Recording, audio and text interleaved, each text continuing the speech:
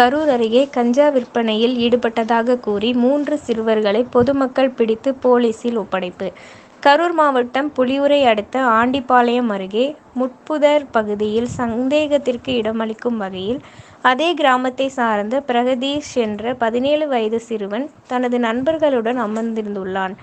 அவர்களை பிடித்து அப்பகுதி பொதுமக்கள் விசாரித்த போது அவர்கள் கையில் கஞ்சா இருந்துள்ளது. கஞ்சாவை அவர்கள் புகைப்படத்துடன் மற்றவர்களுக்கு விற்பனை செய்ததும் தெரிய வந்ததை அடுத்து அவர்களை பிடித்து வைத்ததுடன் போலீசாருக்கு தகவல் கொடுத்தனர். அங்கு விரைந்து வந்த மாயனூர் காவல் நிலைய போலீசார் விசாரணைக்காக காவல் நிலையம் அழைத்து சென்றனர். பிடிபட்ட மாணவர்கள் 4 பேரும் புலியூரில் உள்ள அரசு பள்ளியில் 11ஆம் வகுப்பை பாதியில் முடித்துவிட்டு பல்வேறு வேலைகளுக்கு சென்று வந்தது முதல் கட்ட விசாரணையில் தெரியவந்துள்ளது.